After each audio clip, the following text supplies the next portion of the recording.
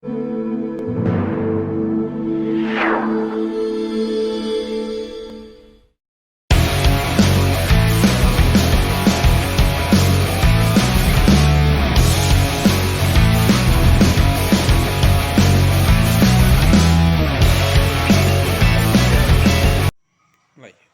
Ya, Assalamualaikum warahmatullahi wabarakatuh. Salam guru penggerak. Baiklah, pada kesempatan kali ini perkenalkan, nama saya Ismet Mustafa, calon guru penggerak angkatan 9 Kabupaten Bualemo. Saya tugas di SMP Negeri 1 Paguyaman.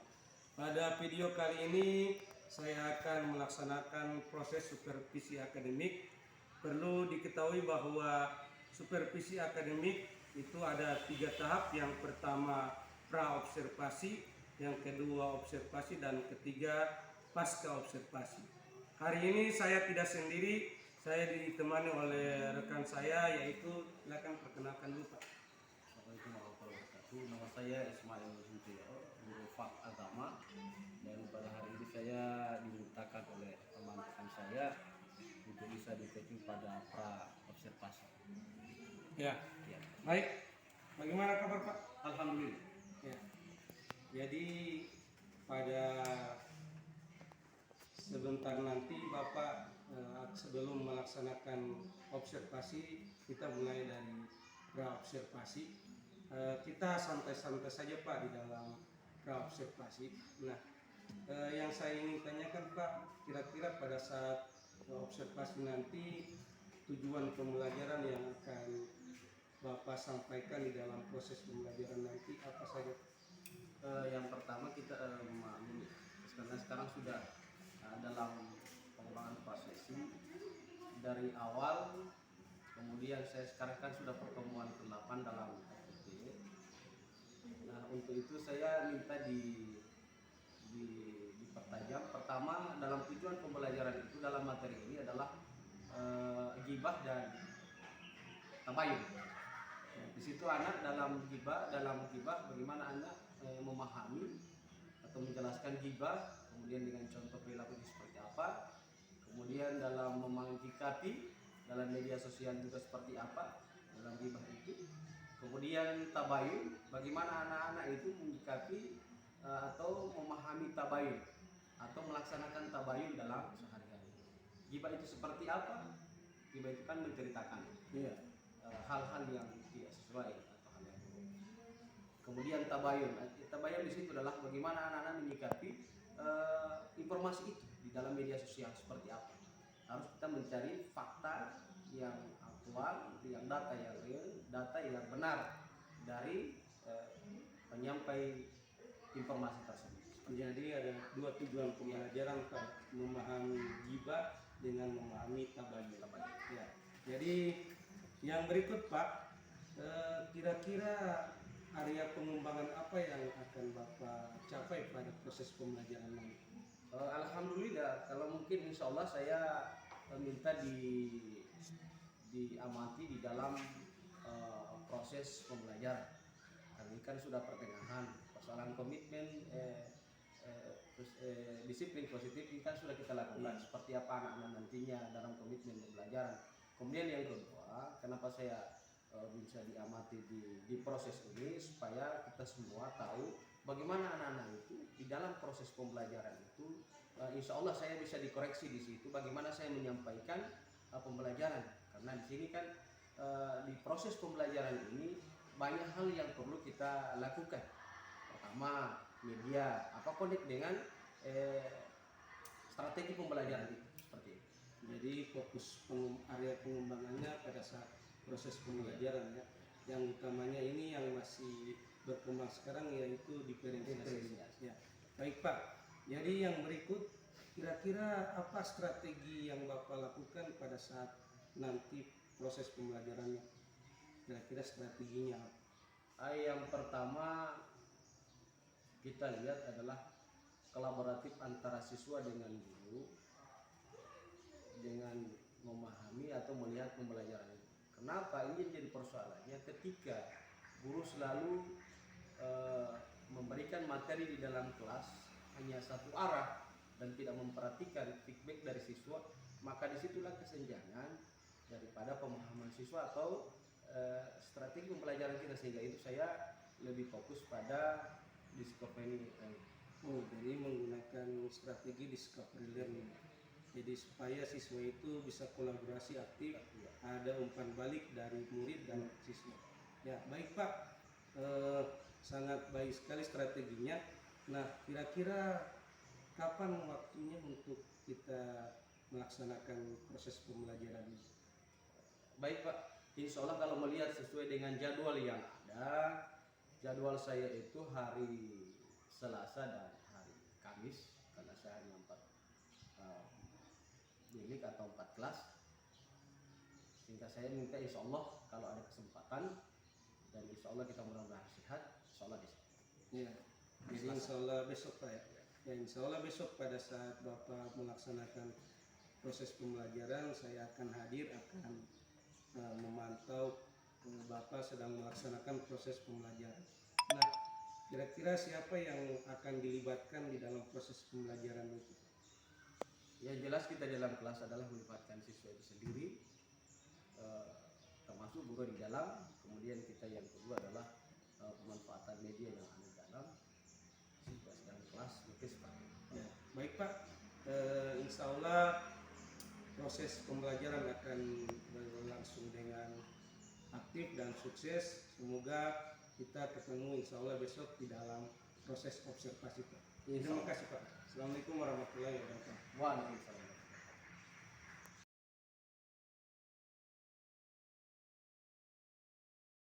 Wabarakatuh.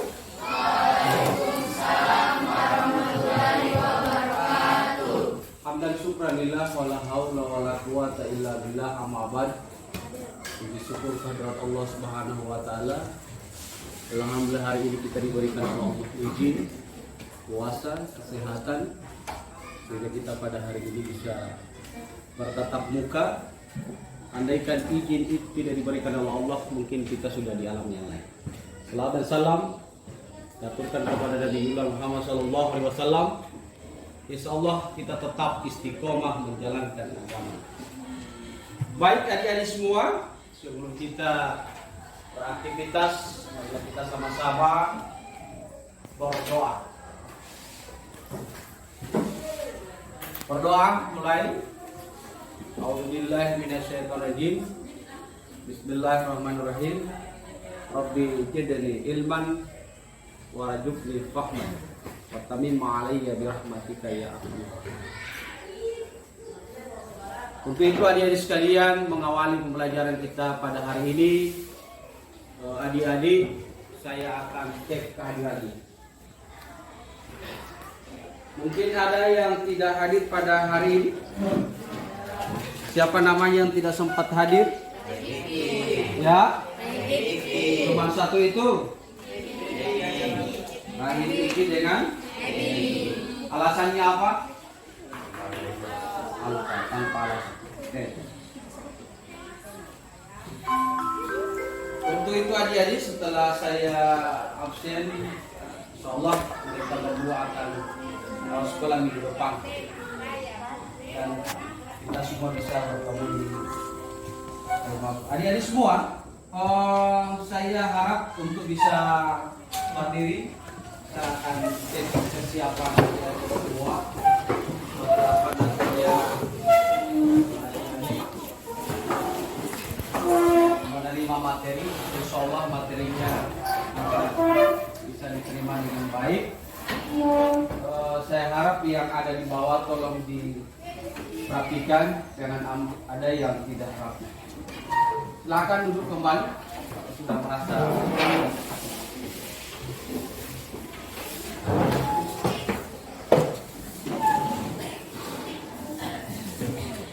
Kemudian baik untuk adik-adik semua, pada hari ini kita harus melakukan kontrak belajar. Kesepakatan belajar seperti apa pembelajaran kita pada hari ini. Saya harap di dalam kesepakatan saya akan mengangkat salah satu kesepakatan yang nantinya kita akan jalankan pada pembelajaran nanti 2 kali 40 menit ke depan.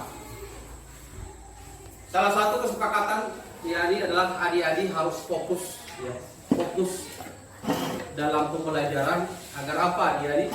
Agar nantinya dalam pembelajaran nanti adik-adik bisa memahami, bisa mencermati, bisa mengetahui apa yang disampaikan nanti.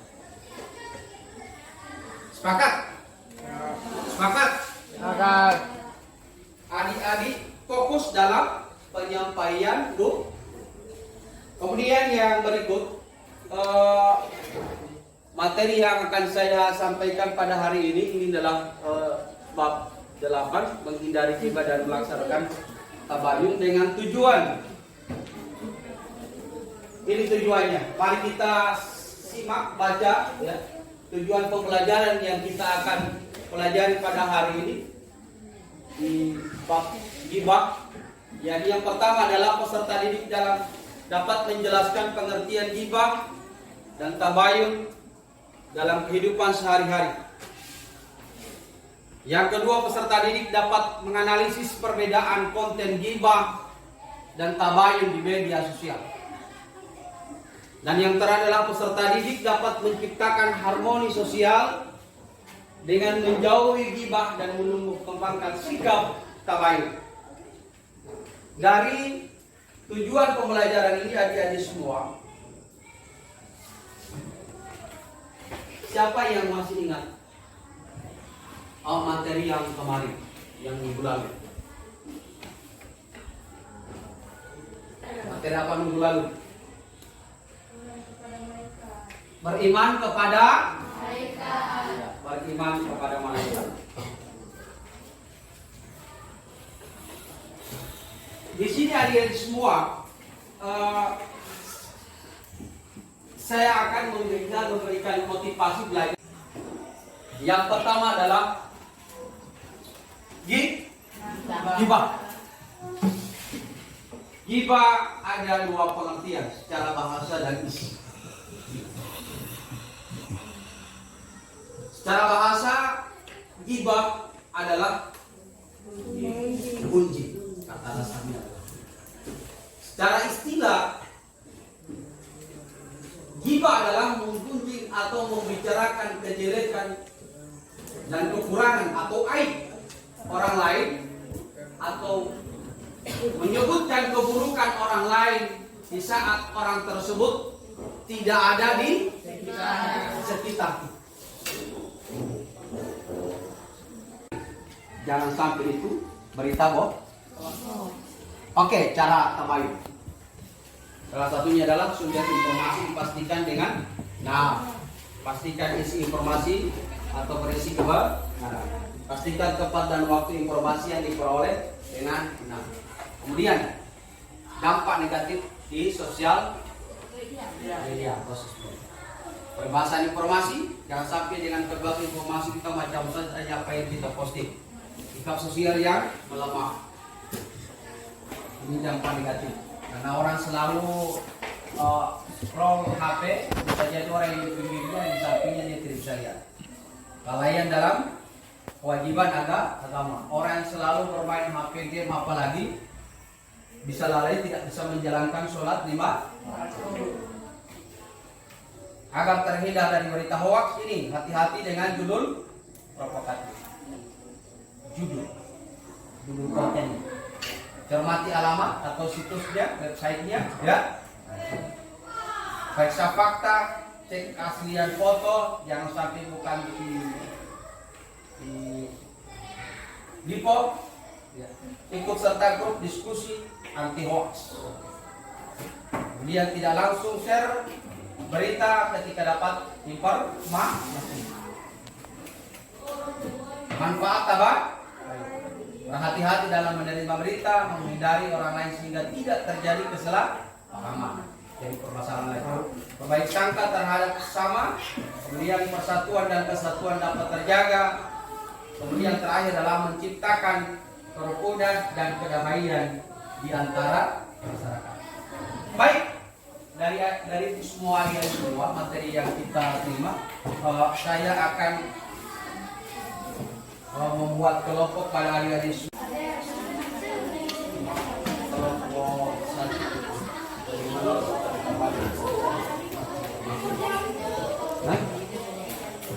Tabang, Bayu. Terus. Weh, ada pulpen nih. Ada pulpen. Kelompok 2. Oke.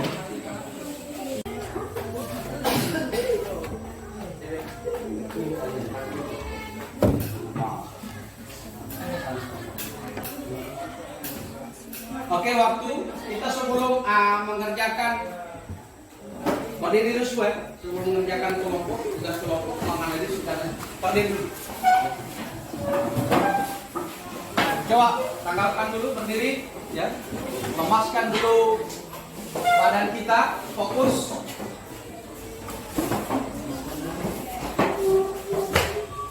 Sudah?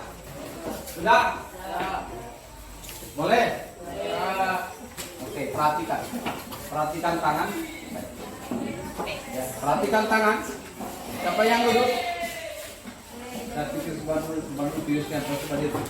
Oke. Sudah? Dapat lihat tangan? Lihat?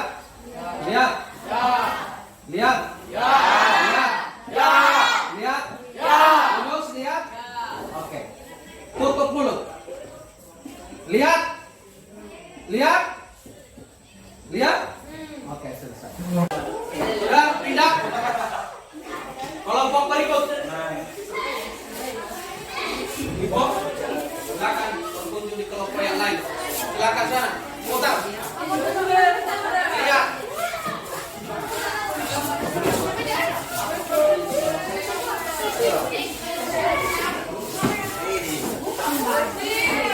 Oh, napain salah yuti.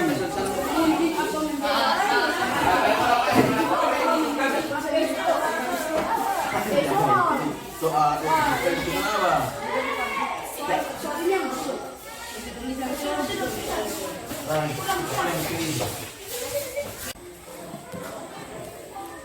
Untuk itu adik-adik semua di mengakhiri ya pada pertemuan kita kali ini.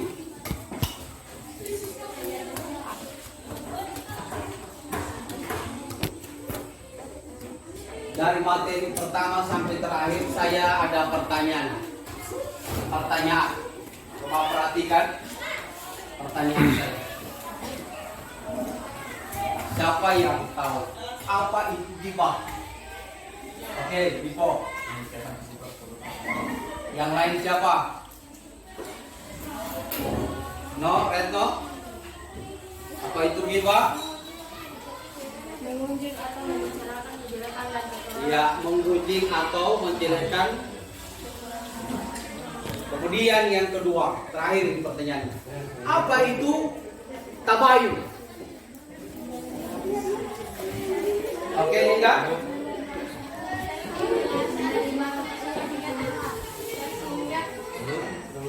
Dengan jelas kondisi yang sebenarnya.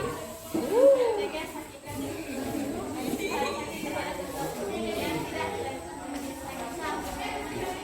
Menyikapi sesuatu dengan tidak Ada yang tahu lagi di belakang sana? Apa itu tabayun? meneliti dan menyeleksi suatu dari takdiran secara tergesa-gesa dan memutuskan suatu permasalahan baik dalam perkara hukum, sehingga tidak ada pihak yang merasa terzalimi. Baik, tepuk tangan untuk semua. Untuk itu adik-adik sekalian, saya akan memberikan penguatan terhadap kita semua tentang materi hari ini supaya kita paham, kita tahu, kita bisa pelajari, kita bisa terapkan di mana kita berada di lingkungan itu ya. Yang pertama, ghibah ya. Ghibah itu adalah menggunjing.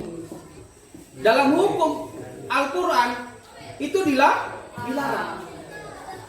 Di mana dijelaskan dalam dalilnya dijelaskan dalam Al-Quran surat Al-Hujurat ayat 12, di mana orang yang menggunjing itu sama halnya dengan memakan bangkai daging saudaranya sendiri.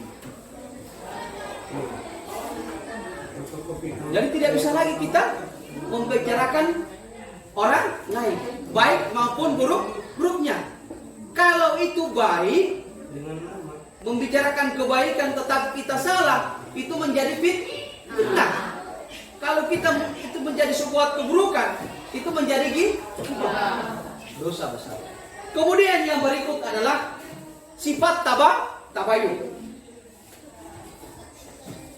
Di dalam sifat tabayun ini kita dianjurkan berhati-hati terhadap orang pembawa berita. Jangan sampai kita di dalam menerima berita ini kemudian kita langsung ekspos, maka jadinya apa yang terjadi? Kita akan terjerumus di dalam persoalan. Ya, contoh apa yang kalian lihat di Facebook, ya, apa yang kalian lihat di Facebook, kemudian langsung kalian share tanpa menganalisis, tanpa menganalisis apa yang kalian lihat, langsung brak. Akhirnya apa? Kalian dapat kena serangan. Setelah kalian dapat serangan, langsung kalian down, kalian lumpuh, kalian bersembunyi, kalian kena Itulah sebuah penegasan, jangan sampai kalian menggibah. Terakhir dari saya, adik-adik semua, kita dapat menyimpulkan ya,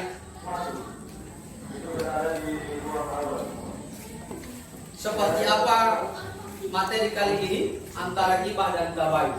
Mungkin bisa ada yang bisa menyimpulkan. Dipo? Kesimpulannya apa Dipo? Yang kau dalam lihat.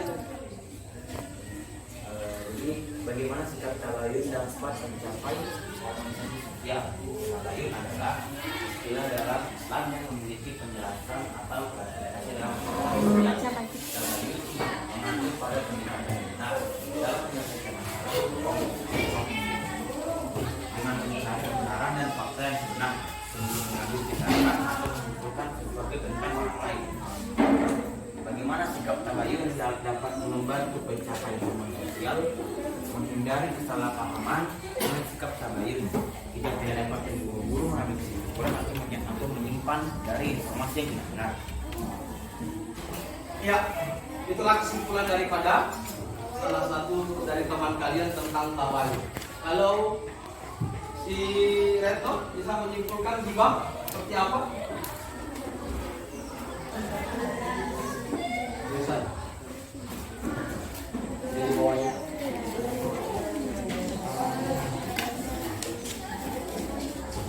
Oke, bisa.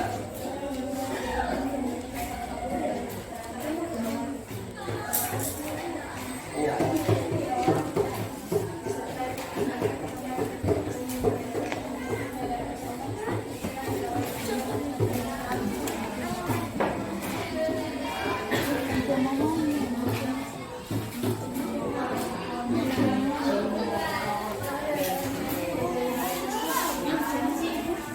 Oke, baik adik semua, saya akan simpulkan apa yang menjadi kesimpulan awal dari teman-teman dari adik semua. Yang pertama yang disampaikan oleh adik Dipo, bahwa tabayun itu adalah kita sangat berhati-hati menerima informasi ya. Kemudian sedikitnya yang disampaikan oleh Retno, bahwa orang yang bergibah untuk tidak menjauhi ya dari prasangka buruk sehingga tidak mengakibatkan apa? Gibah. Dari pesan ini ya, adik-adik semua, kita bisa menyimpulkan bahwa ya, di dalam menerima, di dalam menyampaikan sesuatu, kita berhati-hati. Jangan sampai kita menyampaikan itu menjadi sebuah gibah. Jangan sampai apa yang disampaikan kita itu jadi fitnah. Jangan sampai yang akan kita sampaikan menjadi apa? Huru hara di dalam pribadi kita. Ibarat apa tadi? Lidah tak Demikian adik-adik semua, insya Allah di minggu yang akan datang, adik-adik kita akan belajar materi berikutnya tentang rukhsah keringanan dalam sholat. Dan apa yang menjadi penyampaian kita kali ini menjadi pelajaran kita pada hari ini. Insya Allah bisa bermanfaat. Dan saya mohon maaf apabila dalam penyampaian banyak salah, banyak kekurangan. Dan kita semua selalu berusaha mencari sebuah kebaikan, menjaga sebuah kesepakatan apa yang kita sampaikan. Insya Allah minggu depan kita tetap sehat. Demikian. Assalamualaikum warahmatullahi wabarakatuh.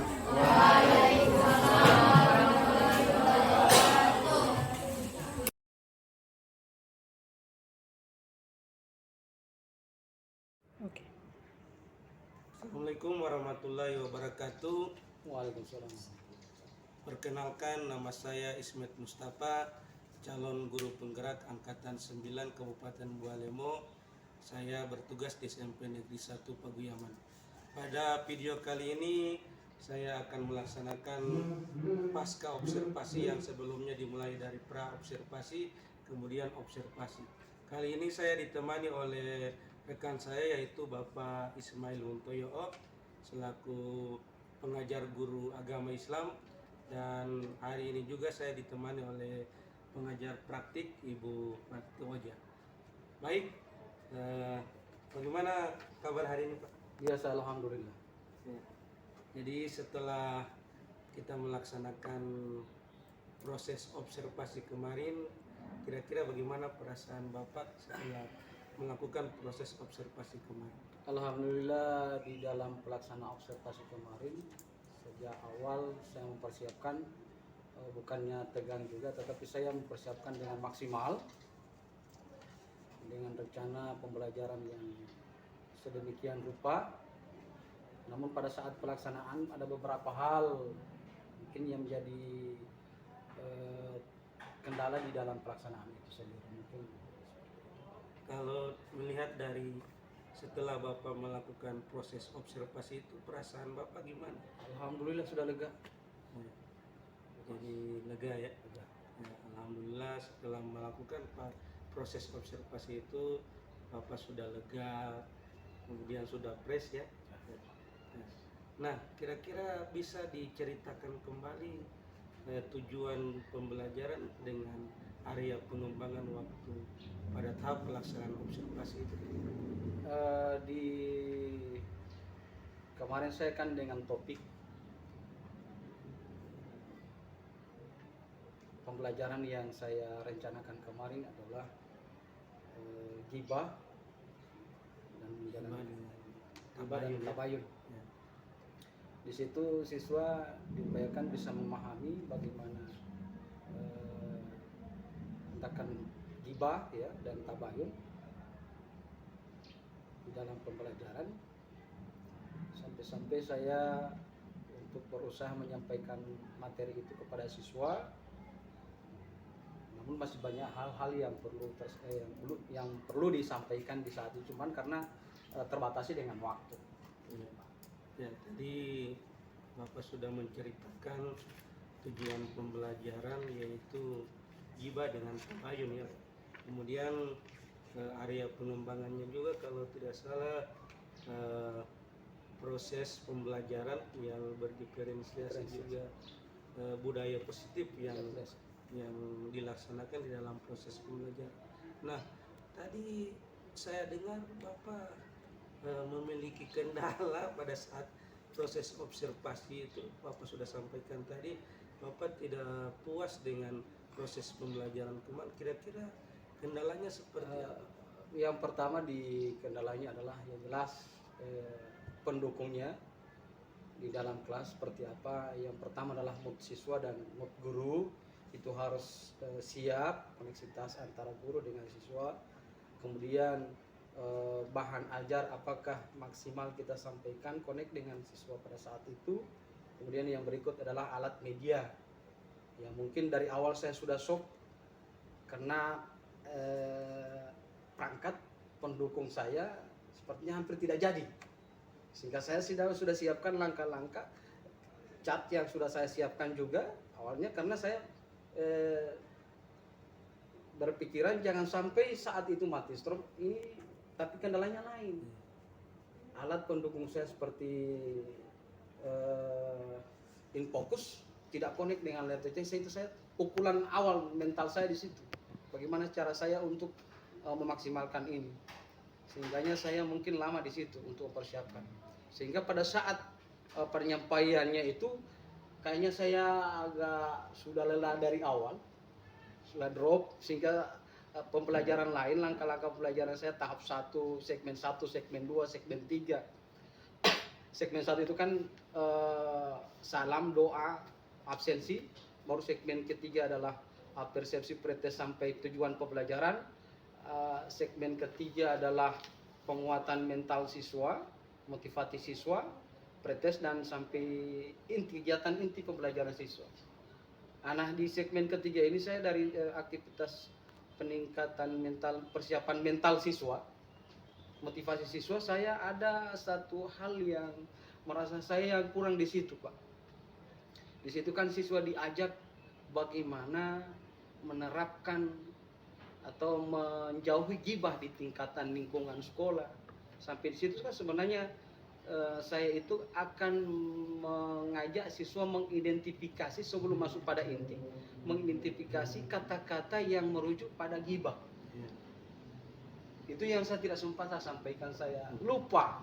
Sehingga peningkatan mentalitas siswa pada saat itu tidak tercapai. Sehingga dipengaruh di inti di segmen keempat.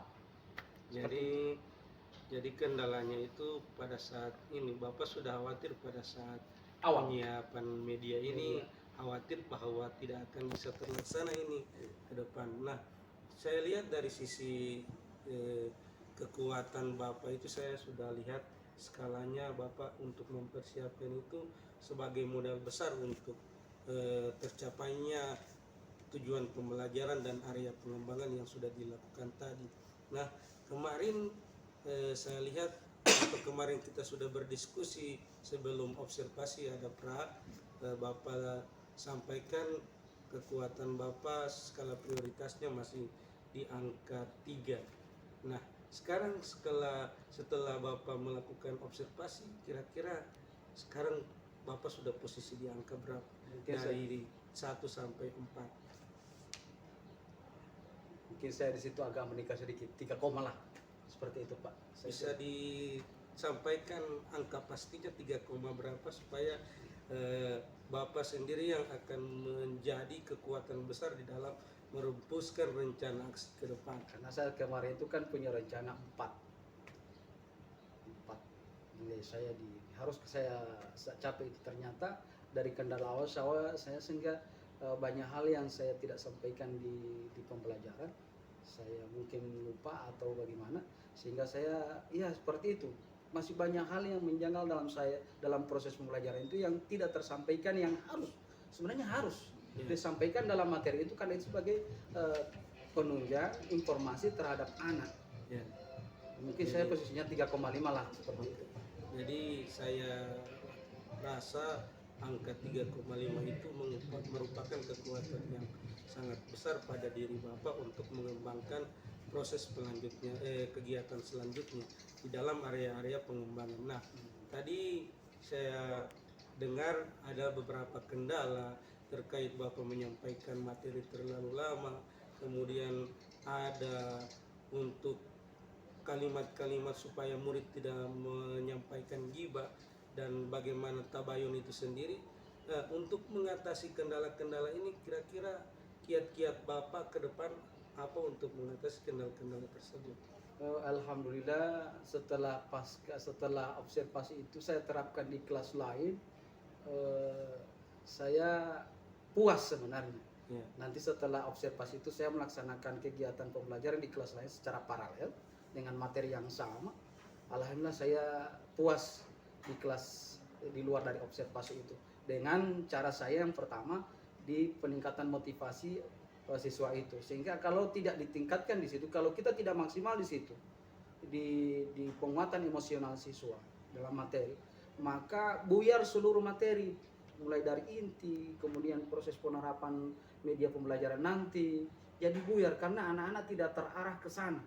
Sehingganya mungkin saya selaku guru yang diobservasi dan pengalaman saya untuk memberikan penguatan pembelajaran, pemahaman terhadap siswa, perlu harus ditingkatkan itu bagaimana meningkatkan daya kita menyampaikan materi apa saja di luar agama di motivasi siswa.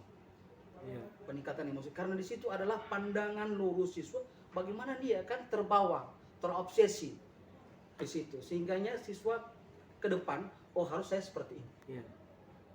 Tinggal di situ. Sehingganya inti pembelajaran, proses pembelajaran itu ya suatu hal yang biasa nantinya dikerjakan oleh siswa. Cuman di situ saya punya kendala yang paling berat, yang saya pikir di situ saya punya saya tidak bisa mencapai target yang saya targetkan kemarin sampai 4. Jadi setelah apa Bapak sampaikan tadi bahwa kekuatan itu ada pada Motivasi. memotivasi murid pada awal pembelajaran. Nah, kalau ini sebenarnya kita tukar pendapat saja Pak Ismail terkait proses pembelajaran yang kemarin. Sebenarnya secara umum pada saat Bapak melaksanakan proses pembelajaran sudah sangat baik, malah yang disampaikan Bapak tidak memotivasi itu Bapak sudah memberikan penguatan yang sangat besar bahwa ghibah di lingkungan sehari-hari atau menggunjing Bapak sudah kuatkan dengan ayat, itu merupakan motivasi yang sangat besar. Nah, langkah-langkah yang diambil oleh Bapak terkait model pembelajaran discovery learning juga sangat bagus dengan langkah-langkah selanjutnya, strategi pembelajaran yang Bapak sampaikan juga terkait kunjung kerja kelompok itu menarik sekali Pak. Kelompok yang satu mengunjungi kelompok lain, berikutlah saling mengunjungi. Ini merupakan model pembelajaran terobosan yang sangat baru juga terkait dengan strategi pembelajaran, dan ini yang dimaksudkan pembelajaran berdiferensiasi. Jadi fleksibel. Bapak juga menyiapkan media selain teknologi handphone, juga menyediakan yang di kertas. Ini merupakan modal dan kekuatan yang sangat besar untuk langkah ke depan kita melaksanakan proses pembelajaran yang aktif, adaptif, dan berpusat pada murid itu sendiri. Nah, dari beberapa yang saya tarik pendapat dari Bapak, nah kira-kira setelah melalui percakapan ini, kira-kira bagaimana menurut Pak Is langkah yang Bapak Is akan ambil ke depan, atau rencananya ke depan Bapak mau buat seperti apa untuk proses pembelajaran? Kalau saya hari ini merasa puas dengan tindakan observasi, praobservasi, baru observasi, pasca itu, kalau sekolah menerapkan hal itu, saya sangat sepakat, alhamdulillah. Karena apa? Di observasi itu kita mengukur guru dan mengukur orang yang mengobservasi kita. Dari situ harus pembiasaan. Kedua, di observasi. Seharusnya harus guru itu mampu menguasai materi. Kan banyak guru kan begitu diobservasi juga tidak mampu atau bagaimana lah, tidak biasa di muka umum, sehingga banyak hal yang dilupakan pada saat proses pembelajaran. Kemudian di saat pasca ini itu adalah mengukur potensi siswa, potensi guru, dia harus mampu mempertahankan dia punya emosional di dalam pembelajaran. Kan seperti saya saat ini kan, saya bisa mengukur diri saya, bisa memahami diri saya, egois saya harus menyampaikan apa adanya, apa hal yang menjadi kendala saya sampaikan dengan bebas. Kenapa? Itu menjadi tindak ukur saya, evaluasi saya ke depannya. Seperti ini saya, seperti yang saya sampaikan tadi kan, setelah itu observasi saya melakukan di kelas lain dengan kelas yang paralel, dengan materi yang sama, ternyata harus begini. Kemudian hari ini saya di step pasca ini, saya alhamdulillah merasa bangga, saya dihargai, saya dinilai untuk melakukan terobosan. Ternyata yang saya perkirakan itu saya tidak maksimal menurut supervisor, saya sudahin, padahal masih ada yang harus saya sampaikan. Contoh Pak saya sampaikan tadi di strategi pembelajaran di Skroven itu saya kan di situ mempersiapkan langkah-langkahnya sampai diskusi menyampaikan hasil diskusi. Ternyata saya lihat posisinya tidak maksimal di situ, saya lakukan hipotesa. Hipotesa di strategi pelajaran. Sehingga apa, di hipotesa itu menyikapi atau menutupi atau mengantisipasi siswa yang tidak mampu menyampaikan hasil temuannya, maka lewat kunjung kerja itu, lewat hipotesa itu, anak-anak paham, oh ini hasilnya. Kan ada yang nanti seseorang itu kan dilihat, dibaca, baru disentuh, baru memahami. Kalau ada orang kan, ada juga kan siswa yang cukup disampaikan dia sudah paham. Seperti itu. Masih ada langkah-langkah yang selanjutnya, masih ada yang harus kita kembangkan di situ. Ada strategi satu yang gelinding bola, kemudian bola salju. Ini yang perlu diterapkan di dalam dunia penyampaian pendidikan itu. Cuman itu hal-hal, dan saat ini saya merasa terukur, bangga, senang di dalam pelaksanaan.